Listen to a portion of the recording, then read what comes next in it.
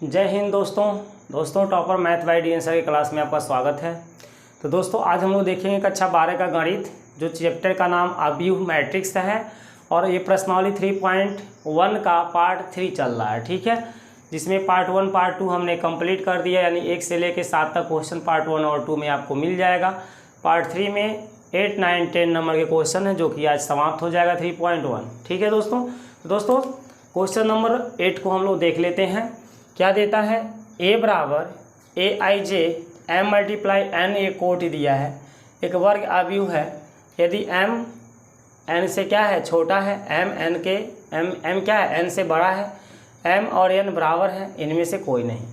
तो कह रहा है कि ये वर्ग अवयव कब हो सकता है, इनमें से कौन सा कंडीशन फॉलो करेगा तो ये वर्ग अवयव बन सकता है।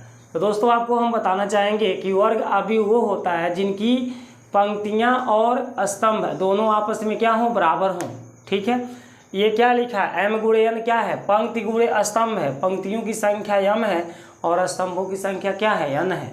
तो m और n जब ये दोनों बराबर होते हैं तो उस समय ये वर्ग अवयव कहलाता है। ठीक है, तो इन चारों विकल्पों में से कौन सा विकल्प सही हो जाएगा, सी नंबर का सही हो जाएगा। m और n इसके क्या हो जाएंगे, बराबर हो जाएंगे। ठीक है ना, बात समझ में आती है। इसमें कुछ करना नहीं, आपको टिक ही लगाना है कौन सा सही है, बहुविकल्पी क्वेश्चन है। तो हमने आपको बताया ना कि कोई भी अवयव वर्ग अवयव कब कहलाता है, जब उसकी पंक्तियों की संख्या और स्तंभों की संख्या दोनों आपस में क्या हो, बराबर हो, तो उसे हम वर्ग अवयव कहेंगे। तो ये m को पंक्ति कहते हैं, n को स्तंभ कहते हैं, दोनों आपस में बराबर। ऑप्शन नंबर सी में मिल रहा है। ठीक है, अब क्वेश्चन नंबर 9 को देखिए। x तथा y के प्रदत्त किन मानों के लिए अवयव के निम्नलिखित युग में समान है। तो इस क्वेश्चन नंबर 9 में हमको बताना है कि x और y के किस मान के लिए ये हमारे आपस में अवयव क्या होंगे, समान होंगे। तो हम इस क्वेश्चन नंबर 9 को जब सॉल्व करेंगे तो यहाँ मान लेंगे, माना अवयव कौन सा अवयव दिया है, 3x + 7 और उसके नीचे क्या दिया है, y + 1, बगल में 5 और क्या है 2 - 3x के बराबर हम मान लेंगे किसको, 0 y - 2 8 4 हैं। ठीक है, ऐसे हम मान लेंगे कि ये अवयव हमने मान लिया कि ये बराबर हैं। अब x और y का हमें क्या ज्ञात करना है मान। तो आपको पता है चूँकि समान अवयव के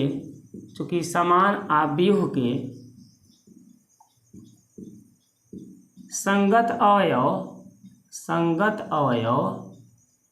क्या होते हैं, बराबर होते हैं। ठीक है ना, बराबर होते हैं।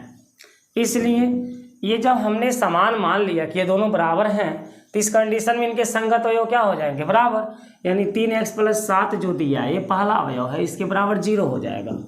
3x + 7 बराबर 0, समीकरण नंबर क्या हो गया, 1। 5 के बराबर बताइए क्या होगा, y - 2, यानी y - 2 के बराबर 5 हो गया, समीकरण नंबर क्या हो गया, 2। y + 1 के बराबर क्या होगा, 8, y + 1 के बराबर 8, समीकरण नंबर क्या हो गया, 3। 2 - 3x के बराबर क्या होगा, 4, 2 - 3x के बराबर क्या होगा, 4, समीकरण नंबर ये क्या हो जाएगा, 4। अब इन समीकरणों को सॉल्व करके x y का मान ज्ञात करना है। तो समीकरण 1 से देखिए, समीकरण 1 से क्या दिया है, 3x + 7 बराबर 0, +7 को उधर ले जाएंगे तो 3x बराबर -7 हो जाएगा, या x का मान -7 बटा क्या आएगा, 3। ठीक है, x का मान क्या आएगा, -7 बटा 3 आएगा। ठीक है, अब आगे हम समीकरण 2 से देखते हैं। चलिए यहाँ पर देख लीजिए समीकरण 2 से। तो समीकरण 2 से बताइए क्या लिखा है, y - 2 बराबर 5। यहाँ से y का मान क्या निकलेगा, -2 जब उधर जाएगा तो +2 हो जाएगा ना, तो 5 में 2 जोड़ लेंगे 7 हो जाएगा। ठीक है, तो y बराबर कितना हो जाएगा, 7। आगे देखिए यहाँ पर देख लेते हैं। ठीक है, अब यहाँ पर देख लेते हैं अगला हमारा क्या है, समीकरण 3 है। तो यहाँ लिखेंगे समीकरण 3 से, क्या लिखेंगे, समीकरण 3 से। तो समीकरण 3 में क्या दिया है, देखिए y + 1 बराबर 8, y बराबर ये +1 जब बराबर के उधर जाएगा तो -1 हो जाएगा, यानी 8 में से 1 घटेगा 7 आएगा। ठीक है, तो समीकरण 1, 2, 3 को मैंने सॉल्व कर लिया। एक समीकरण और बचा हुआ है जिसका नाम क्या है, समीकरण 4। क्या नाम है, समीकरण 4। तो समीकरण 4 को चलिए मैं यहाँ पे सॉल्व कर लेता हूँ, जगह नहीं है इसलिए मैं यहाँ इधर उधर कर रहा हूँ। आप लोग को लाइन से ऐसे नीचे लिखते हुए जाना है। समीकरण 1 से इसको सॉल्व किया, समीकरण 2 से इसको, समीकरण 3 से इसको, ऐसे नीचे करते चलिएगा, ठीक है। अब समीकरण 4 से यहाँ देखिए, समीकरण 4 से, तो समीकरण 4 से बताइए क्या लिखा है, 2 - 3x बराबर 4 है ना।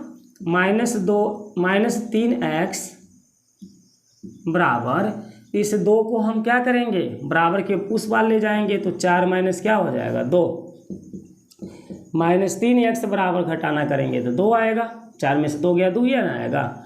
अब बताइए क्या होने वाला है, x बराबर आएगा -2/3। x बराबर क्या आएगा, -2/3। ये माइनस का चिन्ह यहाँ से हटा देंगे, गुणा कर देंगे माइनस का, तो ये प्लस मेरा माइनस में हो जाएगा और ये माइनस मेरा प्लस में होगा, और 3 हटेगा तो बटे में जाएगा, ठीक है।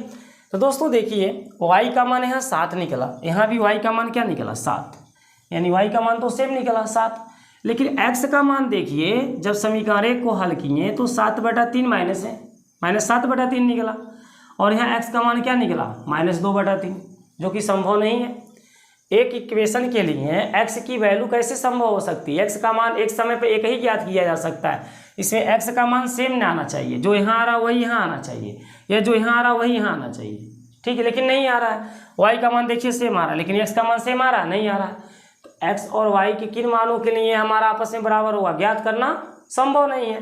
x y के मान आप डिसाइड कैसे कर पाएंगे, x के मान देखिए 2 को दिख रहा है, डिसाइड हो पा रहा है कि x का मैं ये मान लूँगा कि ये मान लूँगा, नहीं डिसाइड किया जा सकता है, ठीक है।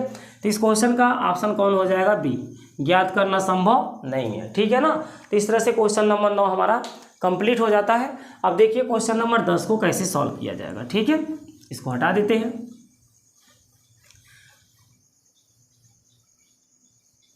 चलिए इसको हटा दिए। क्वेश्चन नंबर 10 को देख लीजिए। क्वेश्चन नंबर 10 में क्या कहता है, 3 × 3 कोट के ऐसे अवयवों की कुल कितनी संख्या होगी जिनकी प्रत्येक प्रविष्टि 0 या 1 है।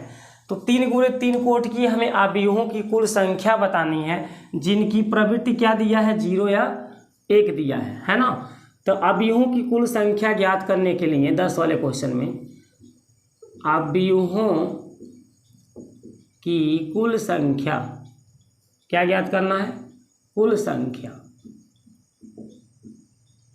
बराबर इसकी प्रविष्टि कितनी है, 0 या 1, कुल कितने अवयव हो रहे हैं, 0 या 1 मिल करके 2 अवयव हो रहे हैं, तो 2 हो जाएगा। और इसके पावर क्या लिखा जाता है, ये कोट लिखा जाता है। क्या कोट दिया है, 3 × 3 दिया है, तो 2 के पावर 3 × 3 का मान कितना होता है 9, और 2 के पावर 9 का मान 512 होता है।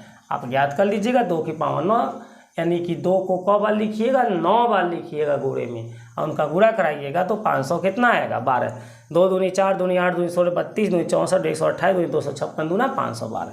तो यानी ऑप्शन नंबर कौन सा सही हो जाएगा, डी, ठीक है। तो दोस्तों इस तरह से आप विकल्पीय क्वेश्चन थे 8 नंबर, 9 नंबर और 10 नंबर, जो कि हमने कंप्लीट कर दिया।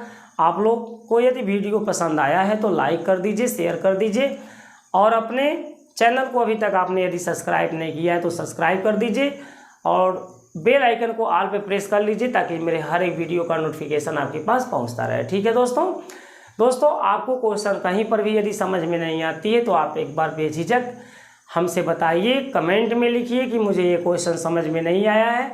आप अपना दोस्त समझ करके मुझे कमेंट करिए, मैं आपको उस क्वेश्चन का निवारण अवश्य करके फिर दोबारा बताऊंगा, ठीक है। ऐसी दिक्कतें नहीं है कि आप हमारे पास कमेंट करेंगे और हम उस क्वेश्चन को नहीं समझाएंगे, ऐसा संभव ही नहीं है, ठीक है।